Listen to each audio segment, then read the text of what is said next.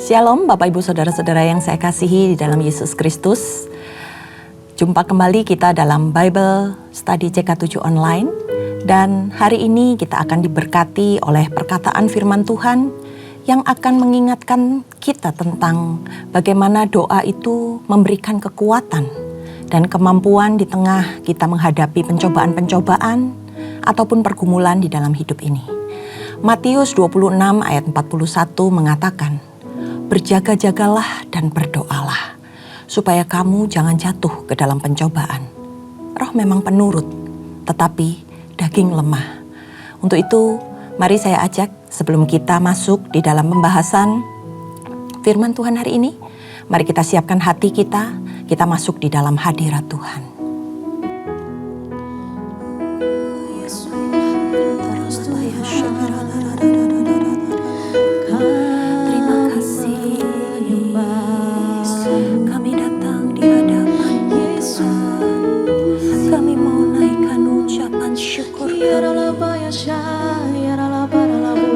Terima kasih buat segala kebaikan.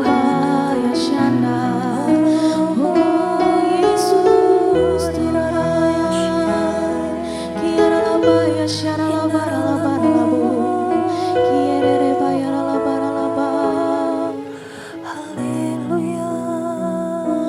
Kau Tuhan, penolong dalam hidupku.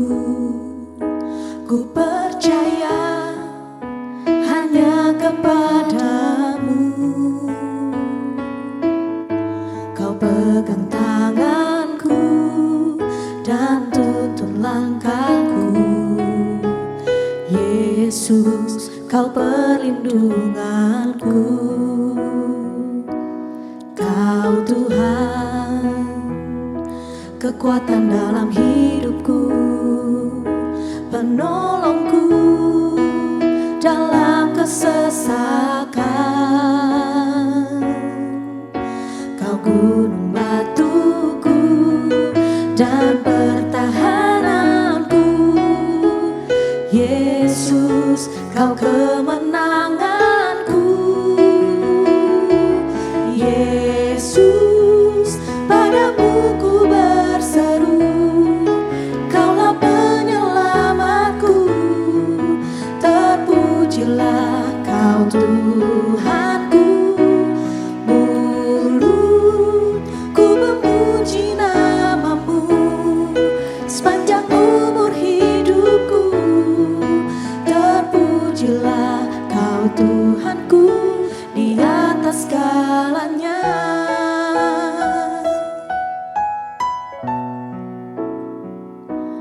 Kau Tuhan, penolong dalam hidupku.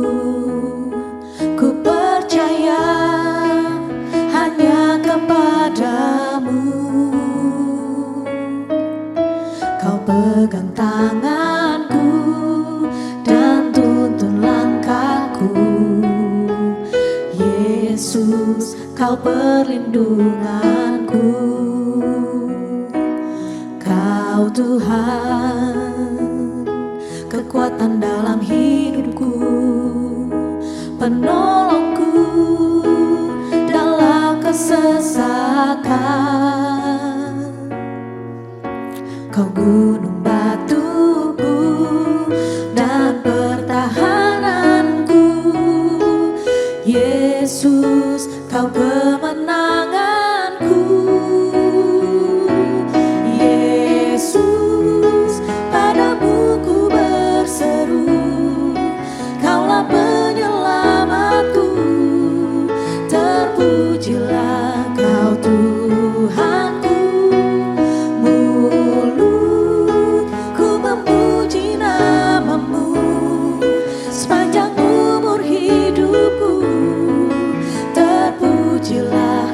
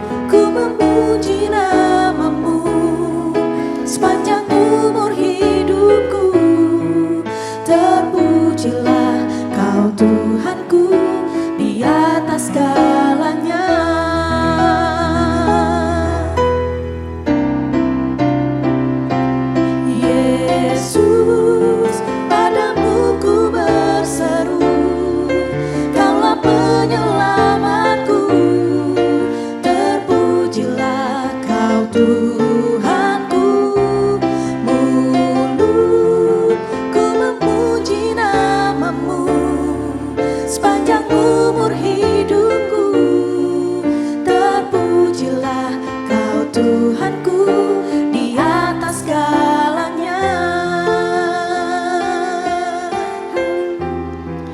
Terpujilah Kau Tuhan di atas segalanya. Haleluya.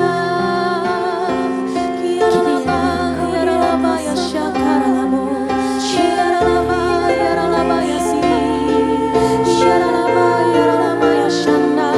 Kau Allah kami. Kiaralaba ya syakaralamu. Kiaralaba.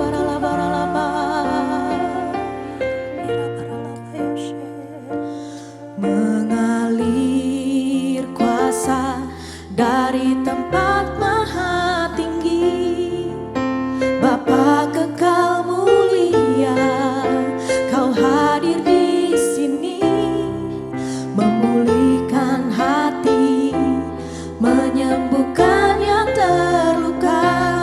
Ku kan tenang bersamamu, Bapa. Mengalir kuasa dari tempat maha tinggi, Bapa kekal mulia, Kau hadir di sini, memulihkan hati, menyembuhkan yang terluka. Ku kan tenang bersamamu, Bapa.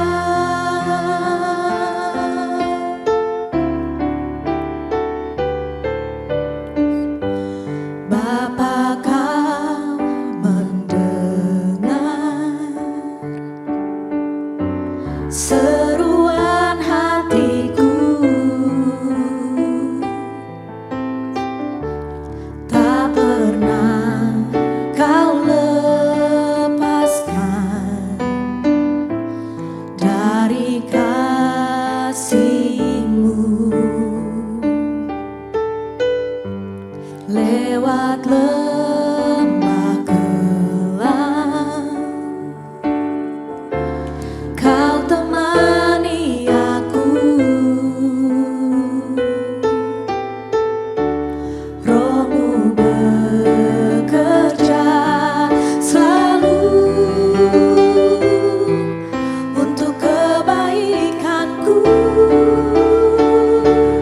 Mengalir kuasa dari tempat maha tinggi, Bapa kekal mulia, Kau hadir di sini, memulihkan hati, menyembuhkan yang terluka.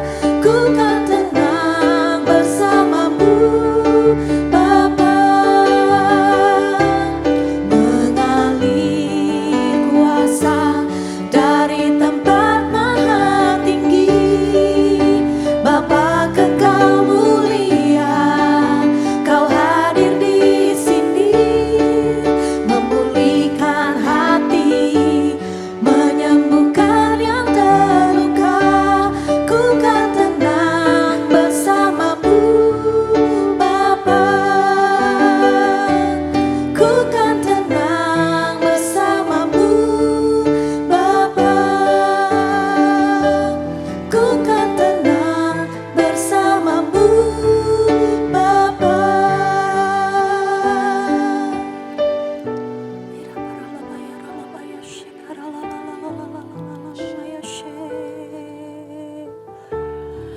Terima kasih Tuhan buat segala kebaikan-Mu di dalam kehidupan kami.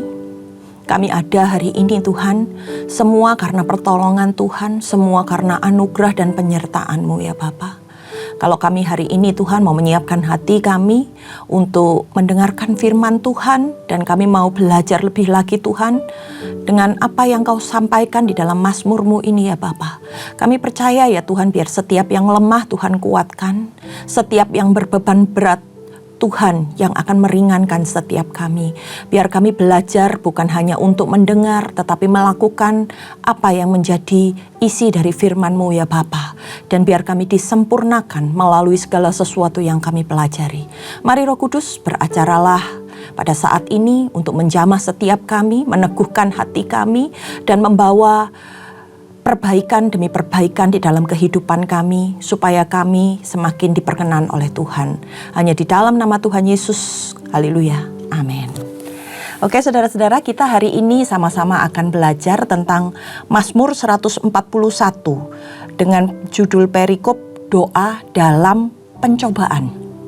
Nah, Mazmur 141 ini masih tetap membahas tentang sebuah doa, terutama doa perseorangan, di mana pada saat itu pemazmur ini sedang berada dalam sebuah pencobaan atau sebuah permasalahan.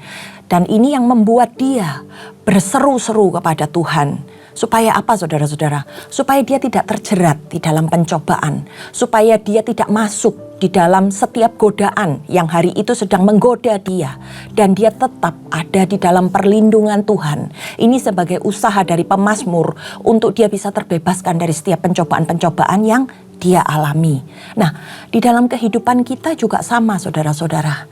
Kita tidak pernah terlepas dari yang namanya permasalahan atau mungkin pencobaan di dalam hidup itu. Mungkin dari antara kita ada yang dicobai oleh keinginan kita sendiri. Atau mungkin Allah memang hendak menguji kita melalui setiap pencobaan yang kita alami hari-hari ini. Nah, kalau keinginan manusia itu apa saudara-saudara? Keinginan manusia itu adalah kedagingan. Ketika kita nggak tahan melihat apa yang dimiliki orang lain, ketika kita melihat bagaimana gaya hidup orang lain dan kita ingin menyetarakan hidup kita di sana. Atau mungkin kekuasaan yang diperoleh oleh orang lain dan itu membuat kita iri hati. Membuat hati kita silau dengan segala sesuatu yang diperoleh oleh orang lain. Sehingga kita ingin memperolehnya di luar kehendak Tuhan. Itu keinginan hati manusia. Atau bisa juga memang pencobaan itu kita alami karena memang Allah berkehendak untuk menguji hati kita. Untuk memurnikan kita.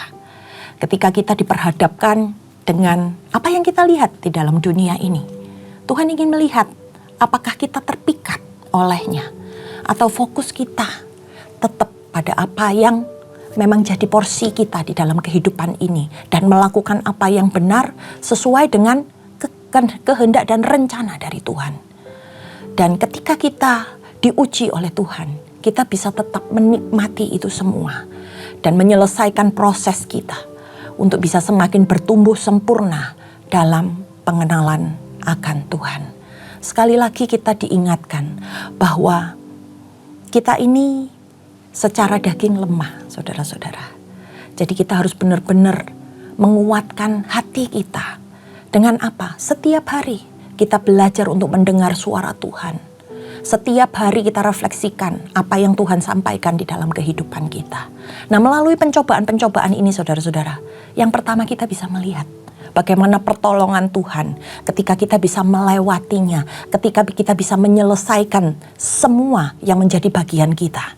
Di situ kita lihat tangan Tuhan berperkara dalam hidup kita. Yang kedua saudara-saudara, melalui pencobaan ini kita dapat kekuatan dari Tuhan. Tadi kita baca kelemahan kita adalah kedagingan kita yang ternyata memampukan kita untuk melewati setiap proses ketika kita mendapatkan kekuatan dari Tuhan. Dan melalui pencobaan ini saudara-saudara, Tuhan bisa melihat respon hati kita. Dan kalau respon hati kita itu benar saudara-saudara, maka kita bisa naik kelas. Kita akan bisa melewati kehidupan ini dari dalam pencobaan kepada kemenangan yang Tuhan telah janjikan. Nah, mari kita baca di dalam ayat yang pertama dalam Mazmur 141. Dikatakan Mazmur Daud. Ya Tuhan, aku berseru kepadamu, datanglah segera kepadaku. Berilah telinga kepada suaraku waktu aku berseru kepadamu. Biarlah doaku adalah bagimu seperti persembahan ukupan. Dan tanganku yang terangkat seperti persembahan korban pada waktu petang. Nah, ini merupakan bagian pembukaan dari Mazmur 141 ini.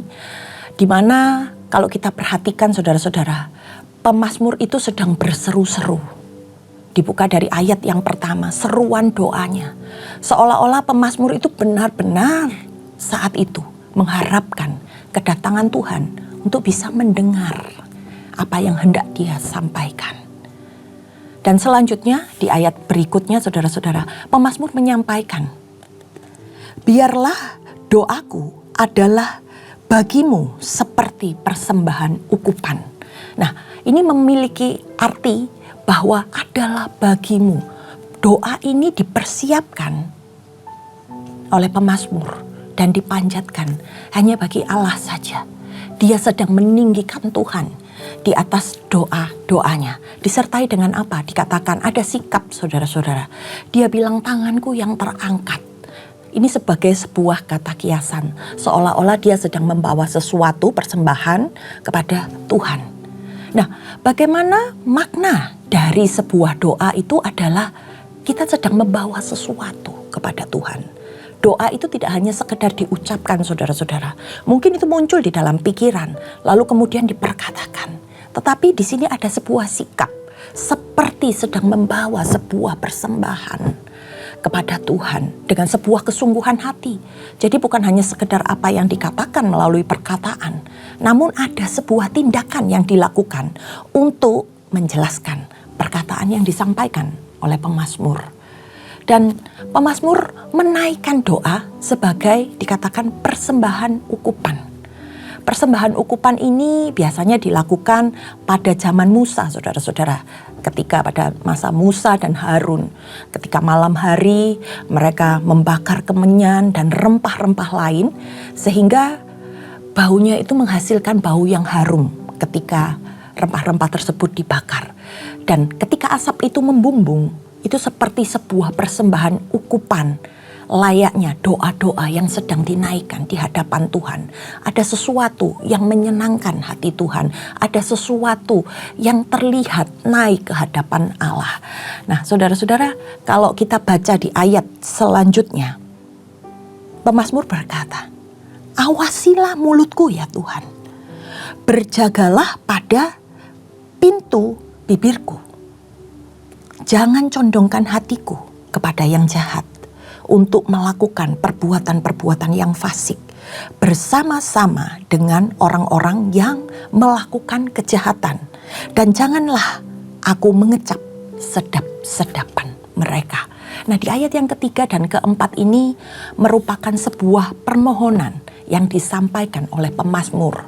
Kalau kita lihat ya, ini pemazmur tidak mau masuk dalam godaan orang-orang fasik tersebut. Sehingga dia meminta Allah untuk mengawasi hidupnya. Allah menjaga hidupnya. Supaya apa? Hatinya tidak terjerat dengan hal-hal yang dia lihat. Dan dia tidak melakukan sesuatu yang jahat. Atau mungkin dia mengingini untuk menikmati kehidupan bersama dengan orang-orang fasik tersebut.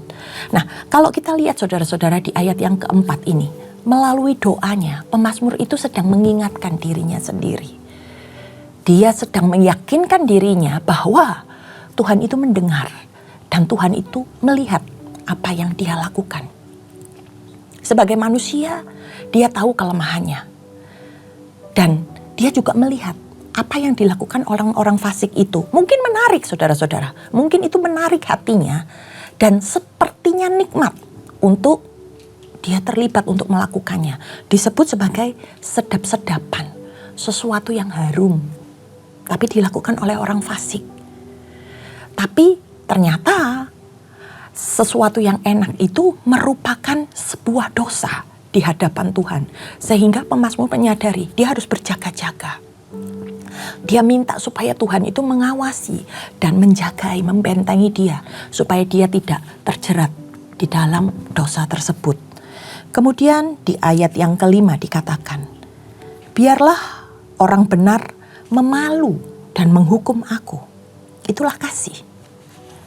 Tetapi janganlah minyak orang fasik menghiasi kepalaku.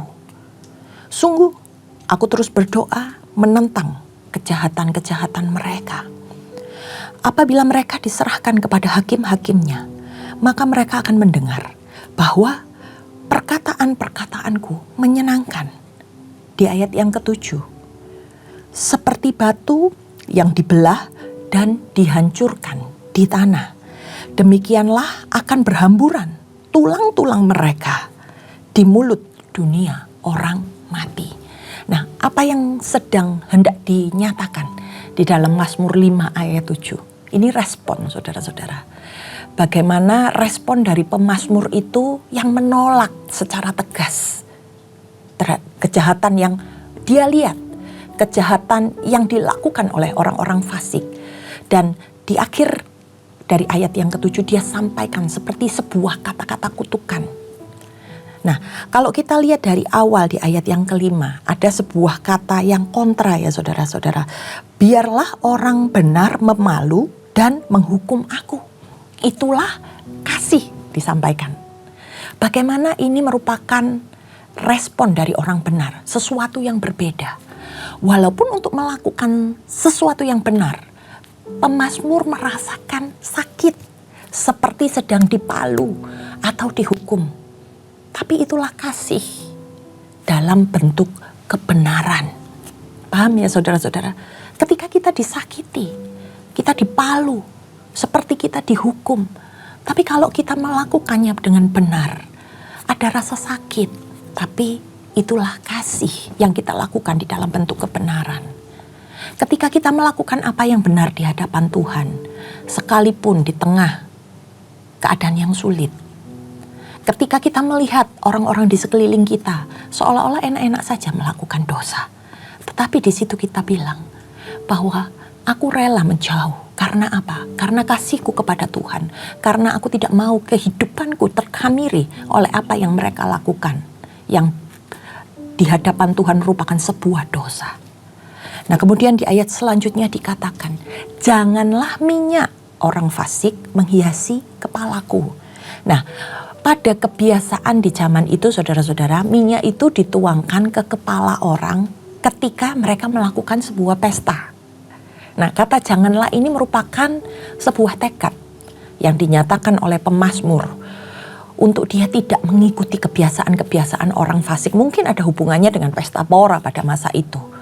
Dan di sini pemazmur sadar akan bahayanya ketika dia mengikuti pola perilaku mereka, pola perilaku orang-orang yang melakukan pesta pora. Dan untuk mendapatkan kekuatan hidup benar tersebut, pemazmur berdoa. Untuk apa? Untuk menentang bujuk rayu yang dia hadapi. Karena dia tahu dagingnya itu lemah. Dia tidak mau terlibat. Tapi dia tahu dia gak kuat kalau dia tidak hidup di dalam Tuhan. Nah, di ayat yang ke-6 dan ayat yang ke-7 ini harapan dari pemazmur untuk orang-orang fasik. Ketika mereka nantinya akan menuai apa yang diperbuatnya. Akan ada masanya untuk mempertanggungjawabkan segala sesuatu yang mereka lakukan. Di ayat yang ke-8 kita baca, tetapi kepadamulah ya Allah Tuhanku, mataku tertuju. Padamulah aku berlindung, jangan campakkan aku. Lindungilah aku terhadap katupan jerat yang mereka pasang terhadap aku. Dan dari perangkap orang-orang yang melakukan kejahatan. Ayat berikutnya saudara-saudara, orang-orang fasik akan jatuh serentak dikatakan dalam jerat mereka. Tetapi aku melangkah lalu. Ini adalah sebuah pernyataan kepercayaan dan permohonan yang diungkapkan oleh pemazmur. Ketika mata kita tertuju hanya kepada Tuhan dan kita menjaga hidup kita di dalam kebenaran, maka kita akan dilindungi oleh Tuhan. Dan Tuhan akan melewatkan kita dari berbagai jerat perangkap-perangkap yang dipasang oleh orang fasik. Dan tanpa perlindungan Tuhan, kita bisa terperangkap dalam jeratan-jeratan orang fasik tersebut. Apa yang mungkin hari ini kita lihat enak, nikmat menurut orang-orang fasik, akan dapat menjatuhkan kehidupan kita di kemudian hari. Tetapi bagi orang yang mau selalu melangkah, menjaga langkah hidupnya bersama dengan Tuhan, maka dikatakan akan melangkah dengan aman. Dikatakan dia akan berlalu dia akan bisa menapaki jalan-jalan yang Tuhan sediakan dan tidak tergiur dengan apa yang orang-orang fasik tawarkan. Nah, apa saudara-saudara yang bisa kita pahami dari Mazmur ini? Mungkin hari ini kita hidup dalam daya tarik dunia yang begitu hedonisme ya saudara-saudara. Kalau kita lihat yang hebat, yang luar biasa, yang berkuasa, itu yang terkenal, yang populer. Nah, ini sebuah tantangan saudara-saudara buat kita setiap anak-anak Tuhan. Setiap harinya ketika kita harus menjaga hidup kita di dalam kekudusan, di dalam kebenaran, di mana sebuah pencobaan yang harus kita alami hari-hari ini, kita harus bisa lewati bersama dengan Tuhan. Segala pesta pora itu bukan hanya segala pesta yang meriah saudara-saudara. Tetapi apa? Sesuatu yang mungkin hari-hari ini kita lihat keren. Yang kita lihat sesuatu yang sepertinya nikmat, nyaman, yang sedang dipertontonkan, yang ada di sekitar kita. Itu membuat kita harus menjaga hati kita dan hidup kita, supaya kita tidak terjerat di dalamnya, supaya kita tidak terlena dalam jerat tersebut. Sehingga dikatakan mereka seperti orang-orang fasik dan yang akan jatuh di kemudian harinya. Nah, dimulai dari sebuah doa. Dikatakan tadi dengan sikap yang ditunjukkan oleh pemazmur, sikap all out kepada Tuhan, yaitu dengan segenap jiwa dan raganya. Untuk apa? Dia memohon penjagaan dan penyertaan dari Tuhan. Dia mau Tuhan membentengi hatinya supaya dia tidak terlena dengan apa yang dia lihat, supaya dia tidak mengingini segala sesuatu yang mereka lakukan. Nah, untuk itu pemazmur mengatakan bahwa dia menggunakan, kalau saudara teliti ya dalam ayat ini, dia menggunakan semua panca indera untuk digunakan fokus mendekat pada Tuhan. Mulai dari ayat yang pertama dikatakan mulut yang berseru-seru. Kemudian dia menggunakan tangan yang terangkat kepada Tuhan. Dan hati yang mau dijauhkan dari segala yang jahat. Lalu dia juga menyebut mataku yang hanya tertuju kepada Tuhan. Dan kaki untuk melangkah menjauhi apa yang tidak berkenan di hadapan Tuhan. Ketika kita menaikkan doa, itu bukan sekedar hanya lip service, hanya ucapan dari mulut kita. Tetapi ada sesuatu yang kita ekspresikan dan ada sesuatu yang harus kita hindari secara tubuh. Di sini pemazmur menyadari akan kelemahan dirinya dan bagaimana bujuk rayu orang-orang fasik itu.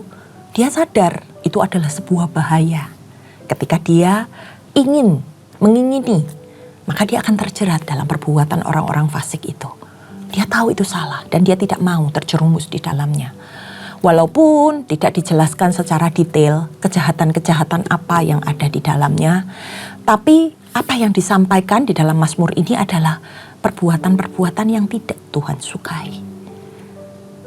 Kalau kita perhatikan saudara-saudara, begitu banyak hari-hari ini hal-hal yang tidak Tuhan sukai, tetapi masih dilakukan oleh anak-anak Tuhan. Karena apa? Sepertinya enak, sepertinya nikmat. Kalau nggak melakukan itu nggak keren. Tapi firman Tuhan hari ini menyatakan, jaga hatimu. Karena melalui setiap pencobaan yang kita lewati, kita itu sedang dimurnikan saudara-saudara. Dimurnikan dan Tuhan itu mau supaya di dalam setiap kehidupan kita senantiasa mengandalkan Tuhan. Menjaga kekudusan itu bagian dari kita. Dan harus memperjuangkannya sampai akhir kehidupan. Walaupun itu terasa sakit atau berat. Karena ketika kita melangkah bersama dengan Tuhan, mungkin itu berat saudara-saudara. Mungkin itu akan terasa lambat. Tetapi cover Tuhan akan melindungi kita. Sekalipun saudara-saudara mungkin hari-hari ini kita ada di dalam pencobaan dan kita berjalan pelan-pelan. Tapi percayalah bahwa suatu ketika nanti Tuhan akan membawa kita berjalan berlalu untuk melewati segala sesuatu yang kita hadapi. Seberapa besar permasalahanmu, seberapa besar pergumulan, dan seberat apa pencobaan yang kita alami di dalam kehidupan ini, mari kita sama-sama menjaga hati kita. Dan yang paling penting di sini diingatkan, sikap doa. Sikap doa adalah ketika kita hanya mengandalkan Tuhan. Dan melalui doa Tuhan bisa berbicara kepada kita. Tuhan bisa menguatkan hati kita. Dan Tuhan bisa melewatkan kita. Sehingga segala sesuatunya akan berlalu dengan pertolongan Tuhan. Nah saudara-saudara, bukan hal yang mudah untuk kita melakukannya. Tapi kalau hari ini kita belajar, saya yakin dan percaya Tuhan izinkan untuk kita belajar. Bukan cuma sekedar merenungkan firman Tuhan, tapi melakukannya. Itu menjadi bagian kita saudara-saudara. Dan mari saya ajak kita untuk sama-sama menundukkan hati kita dan kita berdoa. Tuhan, kami tahu apa yang menjadi bagian dalam hidup kami Tuhan. Kami tahu kami tidak mungkin bisa terhindar jika kami tidak yakin dengan apa yang Tuhan mau di dalam kehidupan kami. Kami bisa terjerat kalau kami mengizinkan kami masuk di dalam pencobaan itu. Tapi kami yakin dan percaya melalui apa yang kami pelajari dalam firman Tuhan hari ini, pencobaan-pencobaan yang kami alami, kami percaya tidak akan melebihi kekuatan kami. Permasalahan-permasalahan di dalam kehidupan kami tidak ada satupun yang tidak dapat terselesaikan karena Tuhan ada bersama dengan kami. Roh Kudus, Engkau yang tahu setiap pergumulan hati kami, biar melalui perenungan malam hari ini kami bisa belajar, kami bisa mendapat rema, kami bisa dikuatkan, dan kami bisa dibentengi oleh Tuhan sehingga kami tidak terlarut oleh fata morgana dunia Tuhan, sehingga kami bisa dibebaskan menjadi orang-orang yang hidup benar menurut kehendak-Mu. Mari Tuhan, Engkau sendiri yang beracara di dalam kehidupan kami, dan kami percaya kekuatan, perlindungan yang dari Tuhan akan menjadi bagian kami. Hanya di dalam nama Tuhan Yesus, setiap yang percaya katakan amin. Terima kasih saudara-saudara, Tuhan Yesus memberkati.